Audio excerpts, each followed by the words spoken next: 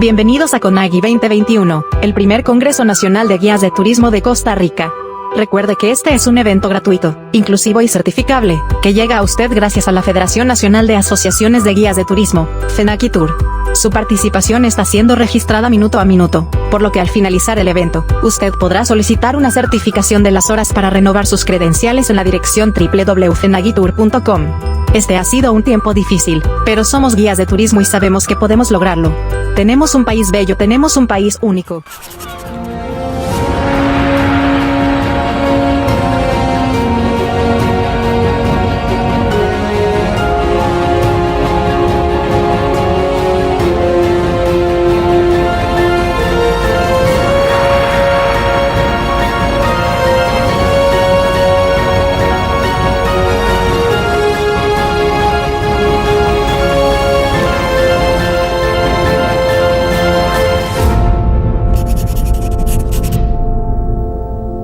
Bienvenidos a todos y a todas al primer Congreso Nacional de Guías de Turismo de Costa Rica. En esta ocasión tengo el honor y el placer de presentarles a don Carlos Roberto Chavarría. Él es ingeniero forestal, posee una maestría en estudios sustentables. Además de ello, es un activista de la protección de los recursos naturales. De igual manera, es fundador de uno de los proyectos más reconocidos del ecosistema de turoperación de la zona de La Fortuna y el Volcán Arenal, denominado Rainforest Chocolate Tour, una empresa con un emblema y una especialidad que se caracteriza por la responsabilidad de sus miembros en el desempeño de su labor, así como por la calidad de su trabajo. Entonces, darle la mayor bienvenida a don Carlos. Hola. Es un gusto y un placer, un honor de tenerlo por acá con nosotros. Muchísimas gracias. El placer es mío poder contribuir al proceso de capacitación de los guías en Costa Rica, hablando de un tema que ya por sí solo es bien dulce, como el chocolate, pero obviamente relacionándolo con un poquito más de información que permita pues a quienes están presentes poder ser partícipes de conocer un poquito más de este cultivo que es muy nuestro, que es un cultivo nativo y que de alguna manera a veces se nos ha olvidado por los temas históricos, culturales, y aunque todos conocemos el chocolate y la gran mayoría les gusta el chocolate, se nos olvida un poquito de dónde viene este producto. Entonces, la presentación va orientada a recordar un poquito el tema histórico. Vamos a conversar sobre la planta en sí, sobre la importancia en la época precolombina, sobre la importancia en la época colonial y un poquito actualizar la situación del cacao hoy en Costa Rica como un generador de información que pueda ser compartido con los turistas, puesto que por suerte hoy en día encontramos cacao en muchas regiones de nuestro país plantadas y siempre es una oportunidad interesante de poder compartir esos elementos. Entonces, bueno, voy a conversar, voy a compartir la pantalla, a ver si espero tener permiso. Bueno, entonces, para un poquito de cacao, como les decía, tenemos un proyecto que está desde el 2003 en la zona de La Fortuna. Yo tuve la suerte de aprender de cacao en la comunidad Bribri. Desde el punto de vista de conservación, me tocó trabajar un tiempo con The Nature Conservancy. Mi origen profesional, yo soy ingeniero forestal de profesión, me tocó trabajar con comunidades indígenas, tratando de aportar un poco en el tema de sostenibilidad a la producción del cacao, y yo creo que yo aprendí más de lo que pude dar en aquellos años, ¿verdad? Entonces, en la zona de Talamanca, pues me enamoré del cultivo y de todo lo que conlleva el tema del cacao a nivel cultural y a nivel social. Me tocó empezar a pasar a turismo cuando trabajé con una organización que se llama Tirimbina, que está en la zona de Sarapiquí, una organización que siempre llevo en el corazón. De hecho, sigo siendo asociado a la asociación, valga la redundancia, y ahí aprovechando un cacatal abandonado que tenía la finca de los años 60, empezamos a darle idea al concepto de un tour de chocolate, que en aquel momento pues existía poco en el país. Yo salí de Tirimbina en el 2012 y en el 2013 decidí abrir en La Fortuna, ya con una plantación establecida, con un poquito de aprendizaje, el producto que conocemos hoy como Rainforest Chocolate Tour, y agradezco la oportunidad del anuncio. Están cordialmente invitados cuando gusten ir a conocer a la orden. El cacao como tal es una planta de la familia Malvasia. Para los que les gusta un poquito la dendrología, la familia Malvasia se ha convertido como, perdón la expresión, como el cajón de los residuos, un montón de cosas que están ahí acumuladas, pero bueno, el cacao estaba en otra familia, Cerculiaceae, que ahora es una subfamilia de la Malvasia. Para recordarles quiénes están ahí, el árbol de balsa o el árbol de ceibo, que también es parte de esta familia.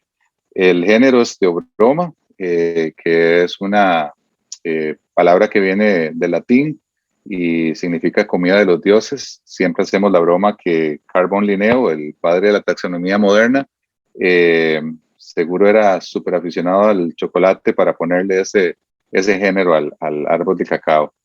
Y la especie, porque ahora vamos a ver que hay bastantes especies en el género Theobroma, es cacao, que viene de la palabra maya cacagua, que fue usada para referirse tanto al fruto como al árbol en el que se designó el producto como tal.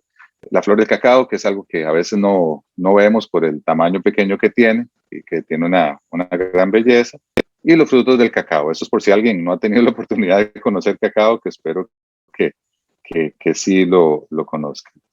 Ya hablando un poquito de la parte botánica, se estima que el origen de esta planta, o se sabe que el origen de esta planta es la cuenca del Amazonas y la cuenca del Orinoco, más hacia la zona costera, que se irradió hacia centroamericanos hace unos 5.000 años. No sabemos si fue la gente, si fueron los animales, si fue de qué manera se movió, pero ya 4.000 años atrás tenemos evidencia de trazas de cacao en cerámica, que es la forma en la que nos hemos dado cuenta que el cacao fue utilizado en diferentes regiones. Hay una sustancia que se llama teobromina que al prepararse en una vasija, pues deja esa sustancia en la cerámica, y con un proceso químico se puede encontrar que esa vasija o vaso hecho de cerámica se utilizó para mezclar cacao. Hace 4.000 años tenemos ya evidencia de la presencia de cacao en Centroamérica. Hay cerámica con trazas de teobromina en la costa de Honduras, que se cree que fue más una bebida fermentada a partir de los frutos, no tanto una bebida hecha de las semillas, que durante algún buen tiempo fue un misterio porque no se había encontrado en ningún país de Sudamérica trazas de la semilla utilizada para hacer la bebida. Conocíamos de 3.000 años la semilla de cacao para preparar la bebida, pero no en América, es decir, en Norteamérica, perdón, en la zona que hoy conocemos como Veracruz en México. Pero había como ese salto de que si solo en Centroamérica se había utilizado la semilla, ¿cómo era posible que se hubiera dado acá si la planta es originaria de Sudamérica? Pero muy recientemente, estamos hablando de no más de un año, se encontró evidencia de trazas de cacao en la Amazonía ecuatoriana, que de alguna manera pues completa un poquito el mapa de que ya la semilla se movió hacia Centroamérica cuando posiblemente la gente sabía que se podía utilizar de alguna forma. Tenemos muchísima más información del uso de la semilla para preparar una bebida a partir de ese fruto de los olmecas que vivieron, como les decía, en esa zona de Veracruz en México. Y algo súper interesante que me gusta compartir, y es que hay evidencia del uso de cacao hasta en territorio norteamericano, en Arizona, en la tribu Nasazi, de 1.500 años atrás, lo que genera la importancia que tuvo en esa época la bebida para la región, que hacía que por intercambio llegara hasta zonas tan lejanas como fue la región de Estados Unidos, donde, imagínense, en aquellas épocas, pues no se podía ordenar por Amazon, sino que había que llevar al hombro todos los productos, y eso evidencia que el cacao tuvo una importancia grande, ¿verdad?, en aquellas épocas. Les decía que ¿cómo se determina que el origen es en la cuenca del Amazonas y el Orinoco? Básicamente por la radiación de la planta, ¿verdad? Es decir, hoy en día encontramos 16 especies de Theobroma en Sudamérica, y en Centroamérica solamente tenemos 6. Lo que indica que posiblemente el origen de la planta fue realmente Sudamérica y conforme se fue irradiando, pues fueron disminuyendo las especies que se derivaron de la planta original. De todas estas especies de teobroma que tenemos hoy en día, solamente 2 son las que utilizamos para hacer cacao, que es teobroma cacao y teobroma bicolor. Conocemos ya un poquito más del uso del cacao a través de los mayas, porque, bueno, quedaron jeroglifos, quedaron libros, quedó información de los mayas y sabemos que entre los mayas el cacao fue una bebida para la élite, no era una bebida de uso tradicional entre todas las personas, se utilizaba solamente para los administradores, los que regían las ciudades y los guerreros. Tenía una preparación ceremonial. Ahorita más adelante les voy a mostrar un rescate de una vasija en la cual se ve un poquito la preparación ceremonial que se realizaba, y de alguna manera eso sucedía porque para los mayas el cacao era un regalo de los dioses. En el Popol Vuh, que es el libro sagrado de los mayas, pues se cuenta un poquito, no exactamente cómo fue el cacao traído a la tierra, sino que se habla de la participación del cacao como el padre de los 2 gemelos que son los héroes de la mitología maya. Luego de los mayas, los aztecas, que aunque no fueron contemporáneos, obviamente, ¿verdad? Los mayas desaparecieron mucho antes del apogeo de los aztecas. De alguna manera les llegó el gusto por el cacao, con una gran diferencia, ¿verdad? Los aztecas vivían en las zonas altas de México, donde el cacao no crece, y tuvieron que establecer todo un sistema para mover las semillas de las plantaciones en zonas bajas hasta las zonas altas. Lo que hizo que quienes podían tomar cacao, porque se continuó dando lo mismo, era una bebida solo para la élite, para el emperador y para los guerreros, que usar el cacao, lo acumulaban en bodegas, las semillas, y empezó a generarse el cacao como una manera de moneda, de tema de cambio entre las personas que tenían muchos recursos, ¿verdad? Entonces, más adelante vamos a hablar del caso de Costa Rica, pero ya desde esa época el cacao, la semilla de cacao se utilizó como una moneda para adquirir ciertos bienes. En el caso de los aztecas, el cacao siempre tiene una llegada mágica, para llamarlo de alguna manera, a nuestro mundo, y se habla de Quetzalcóatl, que era el principal dios en la mitología azteca.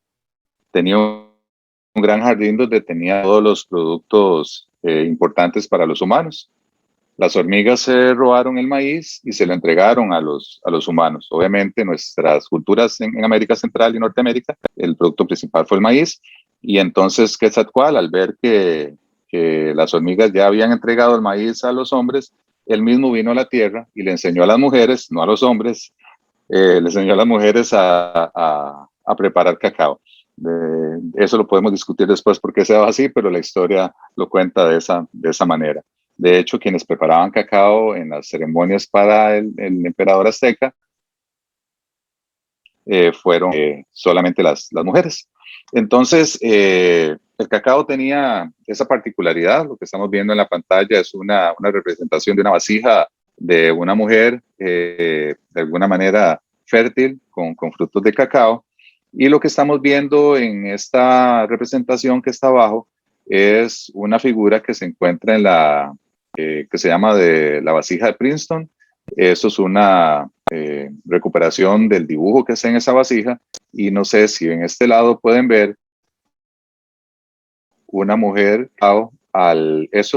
esto es maya, ¿verdad? Eso es una vasija maya. La mujer está vertiendo cacao desde el corazón hacia la vasija que está en el suelo para mezclarlo, porque en el proceso de generar esta mezcla, decían los historiadores españoles que vieron esa ceremonia en la corte azteca, que los aztecas disfrutaban muchísimo de la espuma producida por el cacao. Posiblemente, no lo sabemos a ciencia cierta, haya sido lo mismo para los mayas. Acá pueden ver al gran señor, que es el que tiene la cola del quetzal, ¿verdad? Perdón, el ave del quetzal sobre su cabeza. Y en este lado podemos ver un sacrificio humano. De alguna manera representaban los momentos importantes en la corte maya, donde la preparación del cacao pues era una de ellas, y posiblemente los sacrificios humanos eran eso. No podemos decir que cada vez que tomaban cacao sacrificaban a alguien, no tenemos la evidencia para ello. Pero entonces siempre fue un producto con el que se agradaba a los dioses y que de alguna manera les daba la posibilidad de sentirse elevados en poder al poder tomar este regalo de los dioses. Perdón, eso me quedó en inglés. En la Costa Rica precolombina, pues también tenemos obviamente la influencia mexica, ¿verdad? Creo que es de todos los que quizás conocen que nuestro país pues básicamente tiene la influencia mexica, la cerámica bicolor, el cacao, es influencia del norte. Del sur tenemos el trabajo del martillado del oro, en fin, nuestra zona es una zona de conectividad, y lo fue también para la parte cultural, y también la historia de cómo llegó el cacao a la tierra, pues tiene un componente mágico siempre. Les quiero compartir muy rápidamente la historia bibli de Sirú. Sirú es cacao.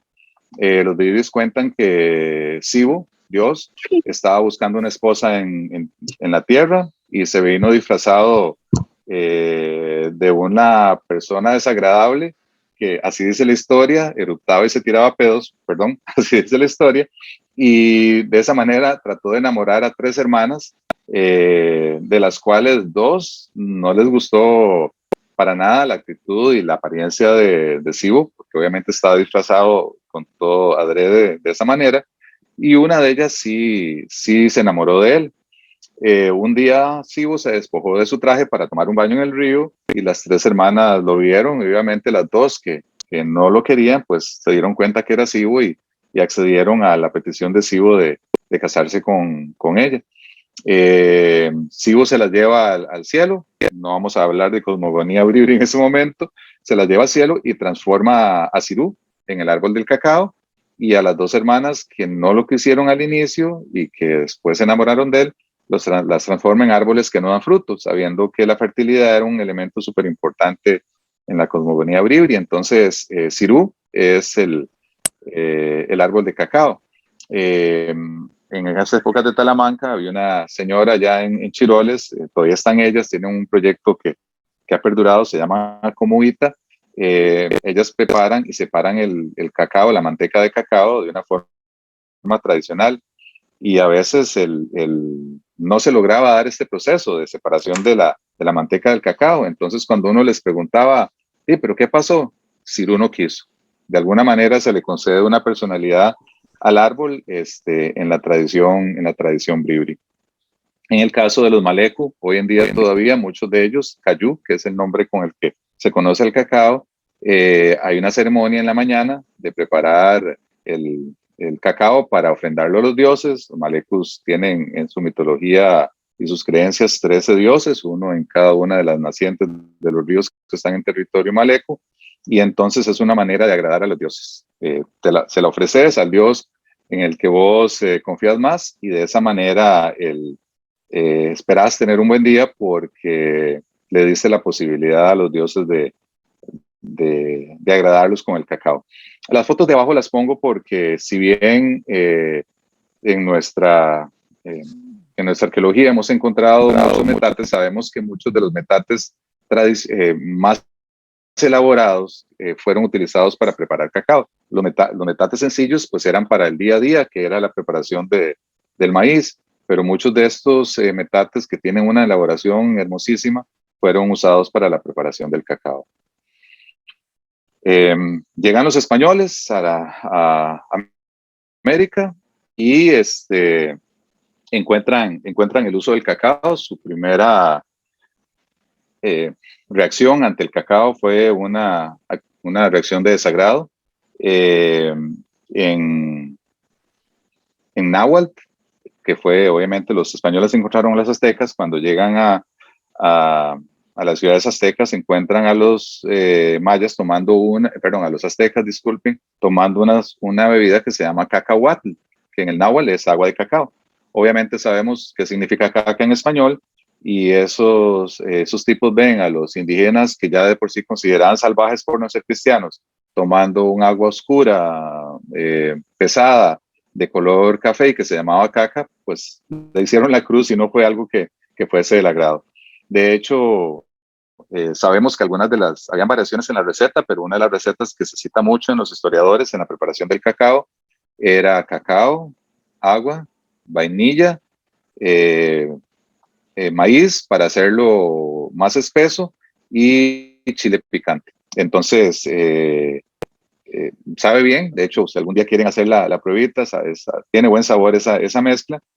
Pero al inicio los españoles no lo utilizaron, se quedaron con su vino, con las bebidas que utilizaban, pero eventualmente pues su supermercado estaba un poquito lejos para poder tener acceso a todos esos productos, y empezaron a indagar en lo que había disponible en la zona. Y se dice que fue más o menos a raíz de 1519, cuando en un convento, y no sabemos ni el nombre del cura o la monja, que decidió agregar el azúcar al cacao. Recuerden que el azúcar fue traído por ellos también, no había azúcar en América. De igual manera, eventualmente la leche, ¿verdad? No había acceso a leche, fueron productos que fueron traídos por los españoles.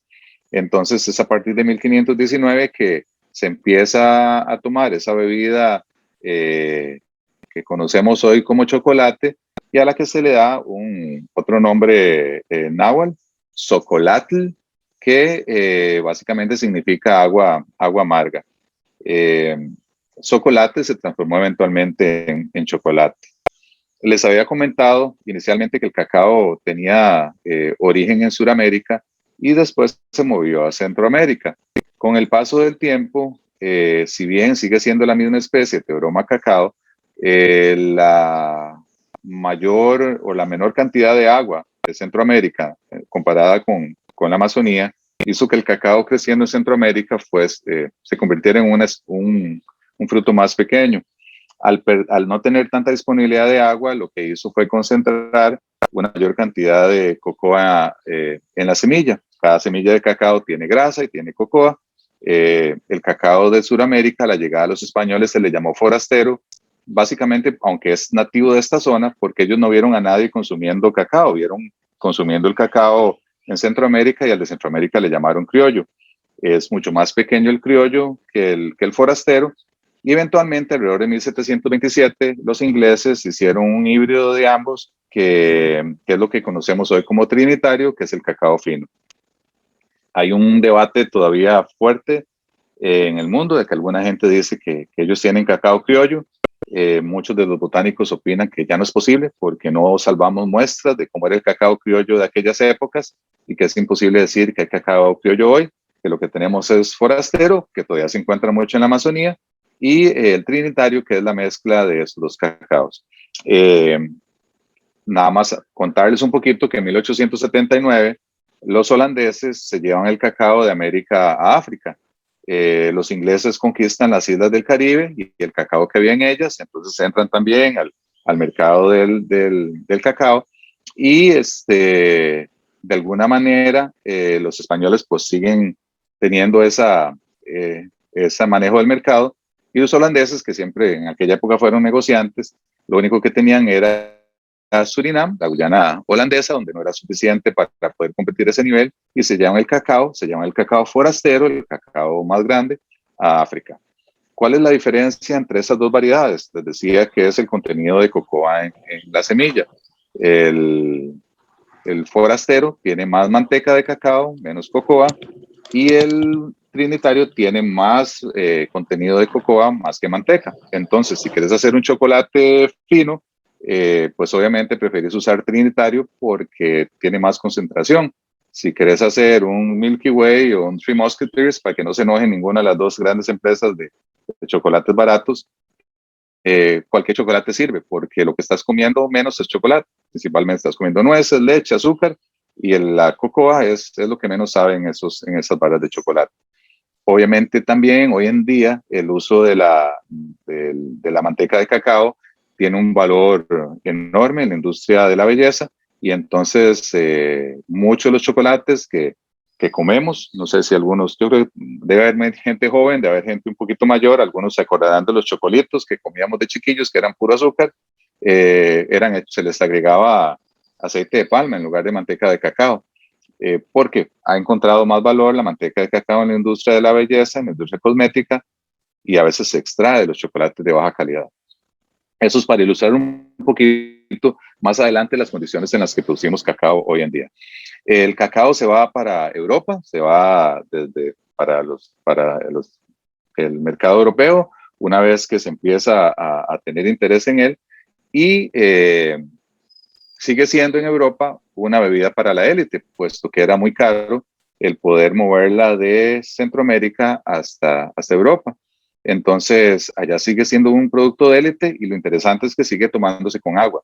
Realmente el uso de la leche se da hasta 1847, que cuando se crea la primera barra de chocolate, que se utiliza leche unos años después, para producir, 1849, para producir las primeras barras de chocolate con leche.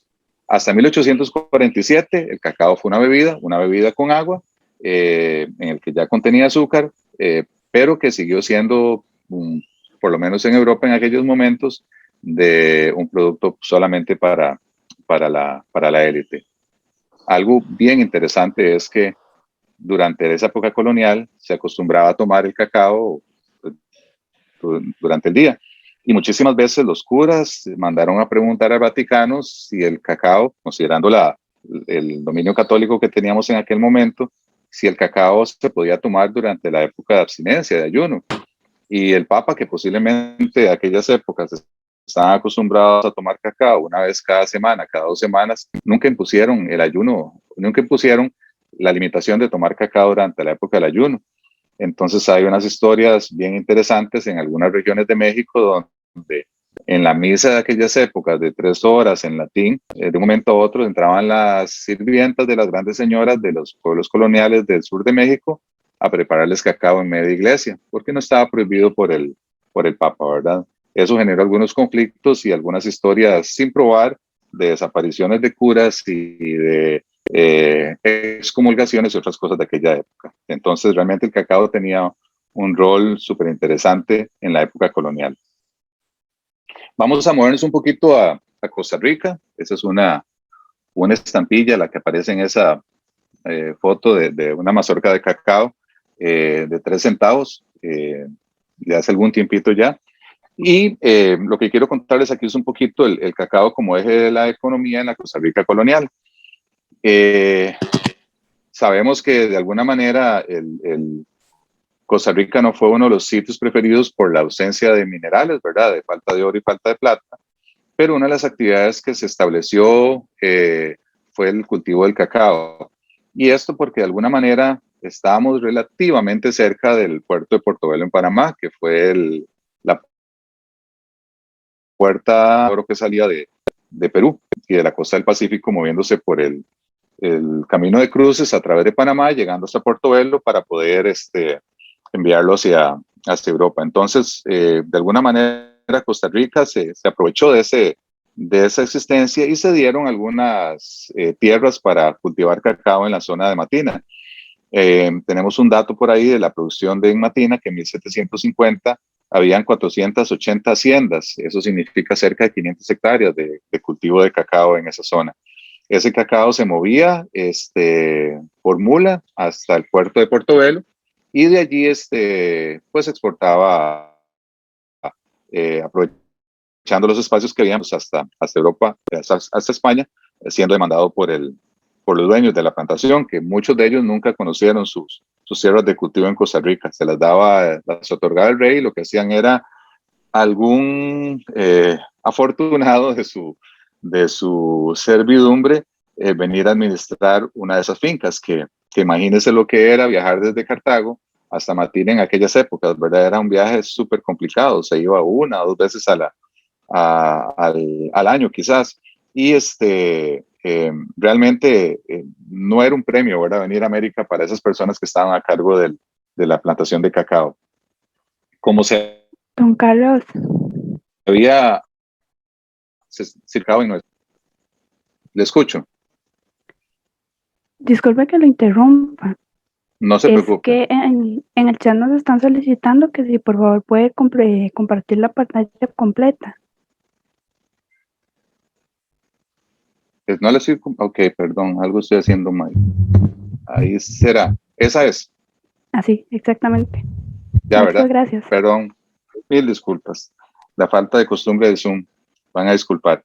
Entonces, les decía que como había un volumen de cacao importante existiendo en el país, la gente empezó a utilizar el cacao como estrategia de cambio para comprar cosas, para adquirir cosas baratas, una libra de sal, una libra de manteca. Tanto así que ya para 1709 el gobernador de España, que era don Lorenzo de Grandes, que el real de cacao como moneda oficial, y más era que como no había una oficialidad en el uso del cacao, pues empezaron a verse algunos problemas de que los precios de las cosas variaban de acuerdo al humor de la gente. Entonces hay documentado ahí en las crónicas de Cartago una historia de alguien que vendió un caballo o cantidad de monedas de unas semillas de cacao, y resulta que el caballo no los valía. Entonces, eso generó un conflicto que llevó en algún momento entonces a dar este, el real de cacao. Un real que equivalía a dos reales de cacao equivalía a una moneda de un real de plata, ¿verdad? No fue, algunas veces hemos visto, ¿verdad?, que la semilla de cacao fue nuestra primera moneda. No es cierto, ¿verdad? Realmente continuó siendo utilizado el real de plata, pero se dio el uso alternativo del real de cacao para poder tener acceso a cosas de uso común. Por ejemplo, no se utilizaba un real de plata para comprar una libra de manteca, y había mucha falta de circulante de España, y eso llevó al cacao como una forma alternativa. Se dio como una moneda oficial, realmente como por 20 años. El nuevo gobernador que llegó 19 años después decidió que volvíamos al uso del real de plata, pero se continuó con su uso hasta finales de los 1700. Y aunque la corona española sabía de esto, realmente no hizo mucho por tratar de controlar el tema. Algunos durmieron una noche en la cárcel por ser capturados haciendo transacciones con semillas de cacao. Mucho esfuerzo en controlar esto, porque había también un mercado, digamos, ilegal de semillas, porque llegaban los compradores de Granada a llevarse las semillas de cacao. Entonces, si los españoles eh, oficialmente controlaban mucho la actividad, siempre había ese mercado ilegal para vender las semillas, y entonces no hubo tanto esfuerzo. Algo muy interesante que trajo esa producción de cacao fue la principal inversión militar que hizo la Capitanía General de Guatemala en Costa Rica, que fue la construcción del fuerte de San Fernando en Matina en 1742. En muchas ocasiones los administradores de cacao llegaban a las fincas y encontraban las fincas sin gente, porque los piratas principalmente holandeses y británicos, habían pasado y se habían llevado no solo el cacao, sino también a los trabajadores como esclavos. Entonces demandaron al gobierno, al Imperio Español, la posibilidad de proteger sus plantaciones de cacao, y finalmente pues se construyó este fuerte de San Fernando, que al no haber ninguna cantera en la zona de Matina, pues se construyó en madera, y fue de alguna manera pues presa fácil de los piratas, que en 1747 lo quemaron, y se nos acabó la historia de esa estructura militar, que fue la única en la época colonial existente en Costa Rica y que se dio básicamente por la presencia de las plantaciones de cacao en Matina. De alguna manera, el cacao siguió cultivándose en la época de las plantaciones de banano en la zona del Caribe, con la enfermedad conocida como el mal de Panamá. Las compañías bananeras sembraban cacao en los periodos en los que le daban descanso a la tierra para que se liberara del hongo y darle de alguna manera una rotación. Entonces el cacao siguió siendo un cultivo importante para las zonas bajas del Caribe. Obviamente sabemos todos que el café se consolidó como un cultivo de tierras altas y ya sabemos lo que el café ha significado para nuestra economía, pero el cacao siempre siguió siendo importante para las comunidades indígenas y afrocaribeñas. Hasta 1975 se calculaba la existencia de unas 20.000 hectáreas en fincas que en promedio tenían de 3 a 10 hectáreas. Siempre eran realmente muy pequeñas y de esa manera se manejó el cultivo del cacao en Costa Rica durante muchos años. Perdón, esto me quedó par. En 1978, un hongo, la monilia, ¿verdad? Redujo la producción de casi en 70% en Costa Rica y eso también se dio en el resto de Latinoamérica, ¿verdad? Hoy en día se estiman más o menos unas 6.000 hectáreas de cacao existentes en Costa Rica. Y esto generó no solo, como les digo, la pérdida para Costa Rica, sino para toda Latinoamérica. Hasta 1970, el 65% del cacao del mundo se producía en Latinoamérica. 10 años después, estamos hablando que casi el 70% del cacao del mundo ya se producía en África. Entonces fue un golpe mortal para las familias, para la economía del cacao en Costa Rica, que todavía hoy pues afecta de algunas maneras. No sé si han escuchado esta canción Monilia de nuestro gran compositor Ferguson. Es una historia muy triste, ¿verdad?, de lo que le generó la monilia a la vida de las familias afrocaribeñas y, por supuesto, a las comunidades indígenas en nuestro país. La monilia sigue presente en nuestro país y la única manera de control es manual. No hay una medicina que no sea el trabajo diario en la plantación para controlar la monilia.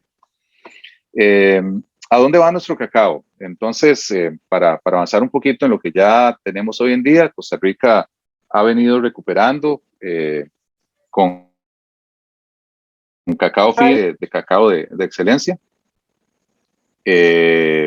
producción para exportar. En el 2018 se exportaron 1.2 millones de dólares en cacao y en este cuadro pues ven a dónde va el cacao en grano y a dónde va el cacao en pasta, ¿verdad? A qué lugares van en el mundo, siendo en grano Alemania quien más compra y en pasta Bélgica quien más compra. Eso de alguna manera está relacionado también a quién procesa más cacao en el mundo, que eso es otro de los temas en los que vamos a abordar en un momentito. ¿Quién produce cacao en el mundo? Van a disculpar, eso se me quedó en inglés. Esta presentación la tenía en inglés y la dejé, y ya algunas cosas que no cambié. Pero bueno, hoy los principales productores de cacao son Costa de Marfil, Ghana, Indonesia en Asia, ¿verdad? Nigeria, Brasil, Camerún, Ecuador, República Dominicana, Papúa Nueva Guinea, Malasia, Colombia y México, en esos porcentajes que ustedes ven. Aquí lo que quiero resaltar es el cacao que representa una cantidad importantísima de ingreso para una cantidad enorme de personas en el mundo. Y en alrededor del mundo hay una gran cantidad de cacao que es producido. Costa Rica se mantuvo para el 2018 como número 71. Es decir, no representa, o sea, es importante para nosotros, es importante para mucha gente hoy en el día, pero sigue siendo, digamos, un producto que no arriba a los primeros lugares de exportaciones en nuestro país. De alguna manera en los últimos años también hemos tratado como a través de muchas organizaciones como Canacacao, el CATE y otras organizaciones en buscar variedades mejoradas de cacao para evitar los problemas de enfermedades y promocionar que el cacao de alguna manera es un cultivo que además es súper amigable con el medio ambiente. en comparación con otros monocultivos, básicamente por la estructura que tiene. El cacao es un árbol nativo de nuestros bosques, es un árbol de porte mediano, nunca fue un árbol del dosel, y eso hace que en las edades tempranas el árbol requiera sombra. Entonces, en una plantación de cacao se utilizan especies forestales u otro tipo de variedades de plantas para dar esa sombra, banano o plátano en algunos casos, que le permiten al cacao establecerse cuando el cacao está joven. Eh, esa, esa sombra no afecta en demasía la producción de cacao adulto, y entonces de alguna manera lo que tenemos en el cacao es una representación de un ecosistema que tiene un dosel alto por la sombra, un dosel medio, donde además se atraen una gran cantidad de especies. Sé que si alguien está aquí y conoce productores de cacao, saben que las ardillas no son el mejor amigo de las plantaciones de cacao, pero es parte de ese ecosistema. Y hoy se reconoce el valor ecosistémico de las plantaciones de cacao, por ejemplo, en nuestro programa de servicios ambientales, donde se paga por la incorporación de especies forestales a los productores de cacao. Cuando les contaba que me tocó trabajar en la zona de Talamanca con una organización de conservación, de Nature Conservancy, en ese momento se planteó la necesidad de proteger las plantaciones de cacao para mantener el corredor biológico que se constituye entre el Parque Nacional Cahuita y el refugio, la Reserva Biológica Itoy Cerere, donde el 80% de ese corredor biológico era compuesto por plantaciones de cacao. En aquellas épocas había una tendencia fuerte a cortar el cacao para poner vacas, para hacer repastos, por la falta de oportunidades de la producción del cacao. Se trabajó mucho tratando de que eso no se diera. Bueno, y hoy en día, por dicha, ese corredor biológico existe y permite un intercambio en la fila matada de la costa del Caribe, en la zona de Cahuita. Obviamente el cacao como tal, la plantación tiene una protección importante para la erosión por el tipo de estructura que les comenté, en tener un dosel alto y un dosel mediano, y atrae pues un montón de especies, puesto que siendo una especie nativa, nuestra fauna está acostumbrada a ver el árbol de cacao entre ellos, ¿verdad? No es una especie extraña de la que no saben cómo comportarse, sino que ha sido parte ya desde hace muchísimo tiempo atrás del paisaje de nuestros bosques. Todavía en algunos lugares me han dicho, la gente me cuenta que se encuentra un árbol de cacao allá en el fondo de la montaña, y posiblemente sucede, ¿verdad? Obviamente tenemos también otras especies de cacao como el cacao bicolor, que es un poquito más pequeño, que en Nicaragua también se utiliza mucho para hacer otra bebida, ¿verdad? Voy a brincarme esto porque lo que quiero es llegar a este punto, ¿verdad? ¿Quiénes son las personas que comen chocolate hoy? Por países, ¿verdad? Siguen siendo, o es el Reino Unido, Francia, Alemania, Estados Unidos, Holanda, Canadá, España, Rusia, Austria, Italia. ¿Qué tienen en común todos esos países? Que son países desarrollados, donde no crece el cacao. Entonces, una de las grandes complicaciones o de los retos que se enfrenta hoy con las plantaciones de cacao en los países que las tienen, es cómo completar el ciclo. De alguna manera, para usar como paralelo la producción de café, el mejor negocio para los productores de café no es vender el café verde, es vender ojalá la taza de café a la gente que llega, y si no, pues el producto para preparar la taza de café. De alguna manera, la producción de cacao, la mayor parte del cacao que se produce en Costa Rica, como vieron, se exporta en grano o en pasta, ¿verdad? Ya en pasta se le da un valor agregado, pero en el mundo la mayor cantidad se exporta en semillas, o el cacao seco. Una tonelada de cacao seco hoy en día en la bolsa de Nueva York se cotiza muy bien. Ha sido los mejores precios que ha tenido cacao, en alrededor unos $3,000 por tonelada métrica. Una tonelada métrica requiere de al menos 1 hectárea muy bien manejada de cacao para producirla. Es decir, si tenemos unas 10 hectáreas de cacao y logramos obtener ese precio que está pagando la Bolsa de Nueva York de $3,000, estamos hablando que con 10 hectáreas generaríamos $30,000, que con los costos de producción en Costa Rica sale súper tallado el tener alguna ganancia, ¿verdad? Por las cargas sociales, por los insumos, por todo lo que requiere cacao para producir. De una tonelada métrica de cacao seco, una vez que llega a una fábrica de chocolate, se pueden producir entre 20 a 25 mil barras de chocolate de calidad mediana. Y si las vende uno en el mercado entre $1 y $2, y hacen ustedes la matemática, se pueden dar cuenta que el negocio del cacao no está en la plantación, sino que está en la industrialización. Por eso, de alguna manera, este consumo de cacao de los países industrializados muestra ese proceso. De hecho, una de las dificultades que han tenido quienes producen chocolates acá en el país es tratar de competir con este chocolate barato que llega desde afuera. Ustedes van a supermercados, encuentran una barra, no sé si puedo usar las marcas acá, me van a disculpar, una barra de Milka o una barra de chocolate que viene de España, que vale 2.500 colones y es 2 veces más grande que un chocolate gourmet hecho por productores costarricenses. Nosotros hoy en día, o mucha gente hoy en día, prefiere comprarse la barra de chocolate grandota esa porque le sabe más dulce y no le sabe tan amarga como la barra gourmet, porque estamos acostumbrados mucho a comer azúcar, ¿verdad? Es parte de ese proceso de educación que estamos buscando hoy en día. Entonces, de alguna manera lo que pues nosotros promovemos en la zona de La Fortuna, es poder potenciar esos productores pequeños de cacao que hacen un chocolate de altísima calidad en cerrar el ciclo. Es decir, ellos iniciaron la producción, ellos finalizan el producto y lo ponen a disposición de quienes nos visitan.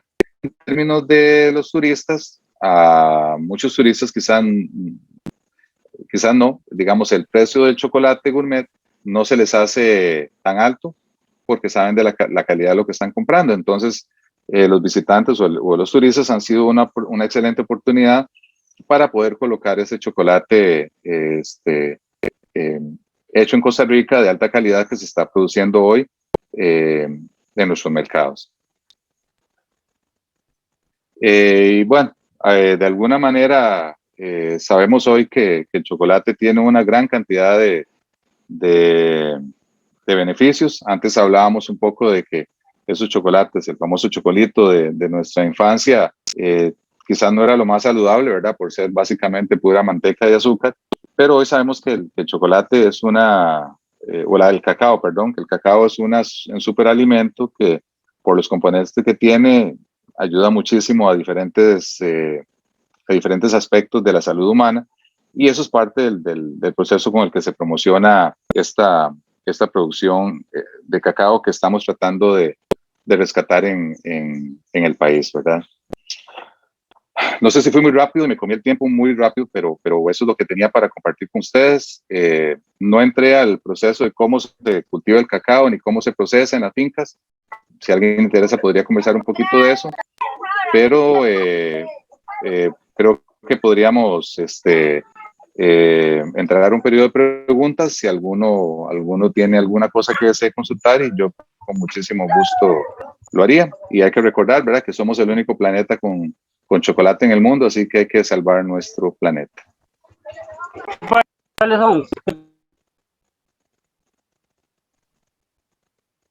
Bueno, muchas gracias, don Carlos. En realidad, súper interesante.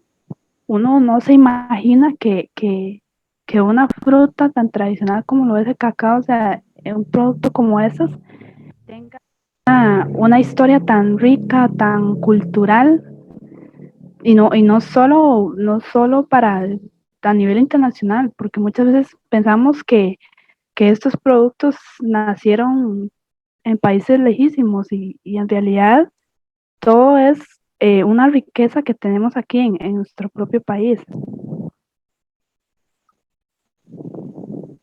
Así es. Realmente lo que hemos tratado nosotros con los programas, y yo creo que no solo nosotros en La Fortuna, sino otros productos que se han venido desarrollando, es justamente poder eh, potenciar y recordarnos, ¿verdad? Esa parte histórica de la importancia del cacao y que es un producto pues nuestro, que es parte de nuestra gastronomía y nuestra cultura y que a veces pues se nos olvida, como vos lo decís, porque se nos pierde un poquito de dónde viene. Conocemos el producto final, sabemos todo sobre eso, pero realmente se nos olvida ese vínculo, ¿verdad? Entre nuestro país y la producción de nuestro cacao acá con el chocolate que comemos muy seguido. Acá por el chat, nos ponen varios comentarios. Por ejemplo, Mm. Rafael nos dice, es algo extraño que con tanta historia que tenemos con el cacao no sea un símbolo nacional. Desde hace muchísimos años, según entiendo, ya hay una iniciativa para ello. Sí, en algún momento, no, honestamente desconozco cuál será el estatus, pero la Cámara Nacional de Cacao contactó a algunos diputados en algún momento para poder lograr también la declaratoria de cacao como un símbolo nacional. No sé, les quedó mal en qué ha quedado. Sé que, por ejemplo, algunas instituciones como el IICA, al que le interese un poquito más el tema, el IICA acaba de sacar un libro súper interesante con el cacao en América Latina. Eh, Creo que lo tienen a la venta en IICA. IICA es el Instituto Interamericano de Ciencias Agrícolas. Es súper interesante porque no solo habla de nuestro país, sino también de cacao en Latinoamérica, que sería toda otra discusión, y donde se plantean algunas cosas sobre la producción en Latinoamérica. Obviamente hay países como Ecuador que nos lleva una ventaja enorme en la producción de cacao, pero muy, muy interesante. Si a alguno le interesa el tema, se lo recomiendo montones ese libro. Y por acá también nos preguntan que si lo más saludable es consumir semilla de cacao recién tostada. Pues sí, ¿verdad? Es un proceso de aprendizaje. Yo recuerdo cuando empecé a comer el cacao así, que es el cacao crudo que llama la gente, que es nada más la semilla tostada, pues es un golpe al paladar, porque dicen que el amargo o se odia o se ama, los sabores amargos. Y en este caso, a mucha gente le cuesta, ¿verdad? Yo, que soy honesto, usted encuentra ahora en el mercado barras de 100%, es decir, no son chocolates, 100% es cacao. Chocolate, recuerden, requiere, eso no lo dije, pero lo comento ahorita, un 1% de azúcar para hacer chocolate o un 99% de azúcar, dependiendo de lo que uno ande buscando.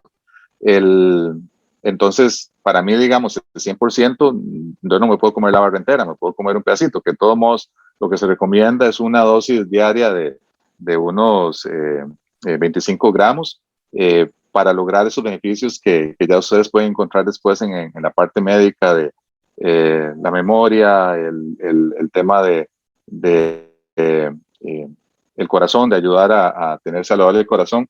Entonces, realmente es poquito, pero sí, ese cacao, si logran acostumbrarse a comer las semillas y una cantidad diaria, pues es lo que se considera un superalimento. Bueno, muchas gracias por el dato. Luis nos pregunta por acá, usted que es ingeniero forestal, últimamente hemos escuchado del cáñamo, ¿por qué no apoyar el cacao? Claro, eso ha sido una lucha de muchas organizaciones alrededor del cacao, porque sigue siendo una oportunidad. Y yo creo que lo que se ha hecho es que trabajar con apoyo, hay apoyo del MAC. Sé que algunos productores en la zona de La Fortuna han tenido apoyo del MAC para cambiar un poquito el proceso. El CATI ha trabajado mucho en desarrollar especies resistentes a la monilia que produzcan con un poquito más de velocidad. Digamos, si hay un apoyo, pero a pesar de que hay una estrategia nacional de cacao, quizás no ha sido el sector lo suficientemente fuerte o levantando la voz lo más alto posible para tener ese otro tipo de apoyos que le permitan desarrollar una actividad que ya es segura, no hay que aventurar nada. Simplemente se ven los ejemplos de producción de otros países y se sabe que están todas las posibilidades de generar riqueza para las zonas rurales y para quienes cultivan el cacao. Ahí vi los saludos de Isabel. Le voy a saludar a don Keylor, el famoso Chapo Guapo. Así que lo saludaremos. Muchos saludos por aquí. Dice otra pregunta. ¿A nivel nacional la producción del cacao es estable o puede llegar a estar en riesgo debido a otros productores de países más grandes? Bueno, esa es la historia de la agricultura en nuestro país, ¿verdad? Entrar en competencia con países que tienen más terreno y que pueden producir más cacao. Creo que lo que se ha estado buscando con cacao en los últimos años es una estrategia similar a lo que se hizo con el café, dejar de competir por el mercado promedio y tratar de competir en el mercado de los cacaos finos. Y otra vez, repito, que las organizaciones como CATI, como el ICA, que han estado apoyando la producción de cacao, lo que se ha tratado de hacer es incentivar al productor para que se asegure de que lo que está sembrando tenga valor. Yo todavía conocí algunos finqueros que iban y recogían los árboles de cacao de la finca de alguien más que no se sabía quién era. Y no lo dije, y tal vez aprovecho, porque es un tema también bonito para uno se encuentra en campo, el cacao lo polinizan unas mosquitas de la fruta o jejenes, los famosos, las coloradillas, ¿verdad? Que le dejan a uno la marquita roja y uno nunca vio cuando lo picaron. Esos son de los principales polinizadores de una flor muy pequeña. Entonces, cuando cogemos un árbol del campo para sembrarlo, o incluso recogemos una fruta de un árbol para sembrarlo en el campo, realmente conocemos a la mamá porque estamos viendo el árbol ahí, pero el papá no sabemos de dónde vino ese otro polen, ¿verdad? Entonces, lo que se ha tratado es de asegurar que el material genético corresponda a un material de calidad para poder competir con calidad. Por volumen, difícilmente lo vamos a lograr, ya lo hemos visto con otras experiencias cuando antes competíamos con Brasil en la producción de café, que dependíamos de si Brasil ganaba el campeonato mundial y se iban todos de fiesta y dejaban las plantaciones abandonadas para tener nosotros buenos precios, realmente nunca pudimos competir a ese nivel. Entonces, cacao creo que se está buscando lo mismo. Sí, tenemos otra pregunta. Rafael nos dice, ¿qué tal se comportan las plantaciones de cacao en cuanto al cambio climático? Muy interesante. Vieras que muy interesante eso, porque el cacao, el árbol, ya como cultivo, ya tiene un sistema radical bien débil. Los árboles, bueno, muy parecido al café. El cacao y el café tienen una historia que es súper interesante. Yo siempre le digo a la gente cuando hablamos de esto que estamos en el mundo de los locos, ¿verdad? El café es nativo de África, se viene a cultivar en América. El cacao es nativo de América y se fue a cultivar a África, ¿verdad? Totalmente torcido. Entonces, el sistema radical del cacao es bastante débil cuando el cacao está en las primeras etapas. Un árbol de cacao se planta, si es de semilla, empieza a producir más o menos a los 3 años y el pico de producción va hasta los 20 años. Si es un árbol que salió por injerto, empieza a producir a los 2 años y ahí se puede estirar un poquito más la producción hasta 25 años, teniendo las podas correctas. En algunos lugares lo que hemos visto, bueno, el cacao requiere muchísima agua, ¿verdad? Entonces, por eso en el Pacífico es difícil encontrar sitios ideales para la plantación de cacao porque en la época seca el sistema radical tiende a sufrir mucho. La zona de la fortuna es una zona en la que llueve muchísimo. Vamos a ver, la zona de la fortuna donde tenemos nosotros el proyecto no es ideal para cacao, es ideal para turismo, pero no es ideal para cacao. Estamos como en el límite alto, ¿verdad? Cacao crece mejor de 0 a 500 metros. ¿Por qué? Porque los polinizadores del cacao son más abundantes abajo de 500 metros. Entonces, lo que hemos notado es que en algunas épocas en las que la estación seca se ha hecho, no estación seca, los periodos de déficit de agua, que es lo que tenemos en esa zona, son más largos. El suelo tiende a agrietarse y hemos encontrado que algunos árboles tienden a irse de medio lado porque el sistema radical no tiene suficiente agarre. Entonces, en ese sentido, creo que estamos viendo algunas cosas, pero a ver, ojalá no tengamos que sufrirlas, habrá que esperar algún tiempo más para saber qué impactos mayores podría tener la reducción del área disponible para producir cacao. A lo mejor nos beneficia, a lo mejor nos afecta, no lo sabemos. No creo que ahí la pregunta de Manfred ya quedó más que Ujú, aclarada. ujú, así es.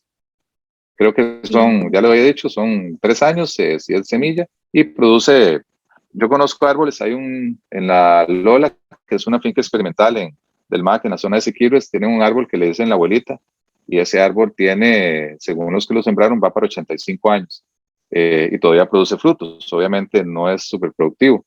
Entonces, lo que se utiliza es alrededor de 20 años para renovar la plantación, y usualmente no se renueva de uno a uno, sino que se va renovando poquito a poco.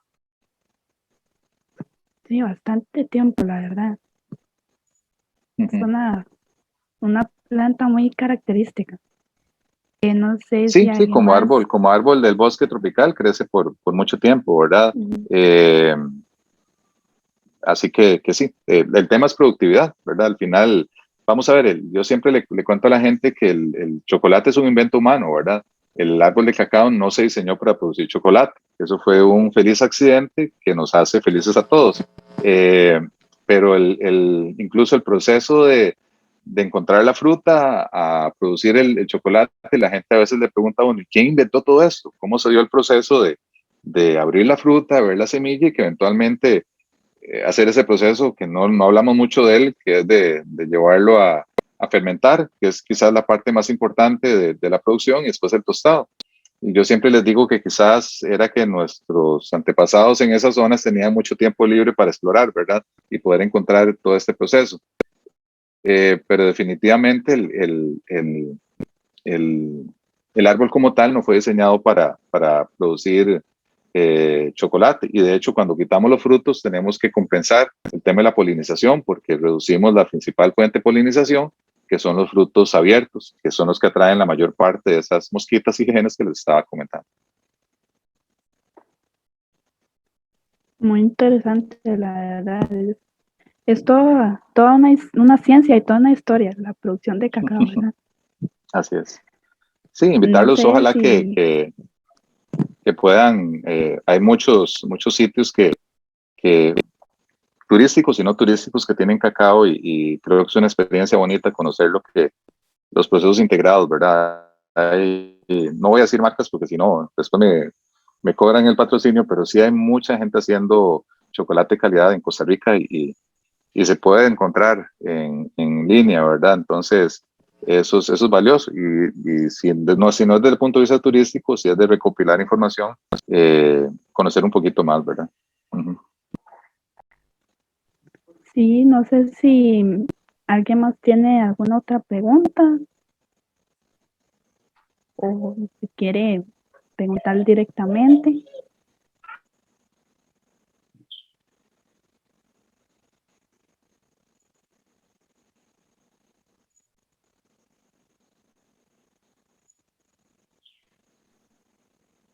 Bueno, tal parece que toda la historia y el tema Todo está claro como chocolate, ¿verdad? quedó Pareciera. muy claro. Entonces, Exactamente. muchas gracias a todos por la atención, y estamos a la orden. Un gusto haber podido No, conversar con ustedes, y genial, y mucha suerte, y se ve súper interesante, y gracias a Logitur por la iniciativa de capacitación. Creo que la capacitación nunca está de más, y en estos tiempos en los que todos rezamos y pedimos que podamos encontrar esos medios de recuperación, pues el contar con información es lo más valioso, porque es algo que lo mantenemos nosotros y nos va a funcionar muchísimo eh, para esos retos que nos enfrenta estas nuevas situaciones que estamos viviendo, ¿verdad? Así que muchas gracias. muchas gracias, don Carlos, por su tiempo, por compartirnos todo su conocimiento, que la verdad que sinceramente de mi parte, quedé muy sorprendida de ver todo lo que conlleva la producción de cacao y como un tema tan, tan rico en información como puso Miguel Ángel aquí en el chat. Mm, perfecto. Para servirles, un gusto y un placer. Don Carlos, muchísimas gracias, ¿verdad? Por esta exposición, por donar su tiempo para enriquecernos a los guías de turismo y personas con afín similar. aprender sobre el cacao, sobre la historia, de la manera en que usted lo hace, es muy amena, pues se engalana más la manera en que uno puede ya expresar sobre la historia y el cultivo de este rico fruto. Muchísimas gracias, ¿verdad? Muy agradecido de parte de todos los colegas y de la organización de este congreso.